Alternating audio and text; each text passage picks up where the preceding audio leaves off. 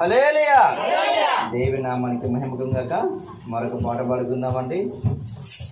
దేవుణ్ణి స్తుతించుడి, ఎల్లప్పుడూ దేవుని స్తుతించుడి. దేవుని స్తుతించుడి, ఎల్లప్పుడూ దేవుని స్తుతించుడి. ఆయన పరిశుద్ధ ఆలయమందు, ఆయన సన్నిధిలో, ఆయన సన్నిధిలో ఎల్లప్పుడూ దేవుని స్తుతించుడి. దేవుని స్తుతించుడి, ఎల్లప్పుడూ దేవుని స్తుతించుడి.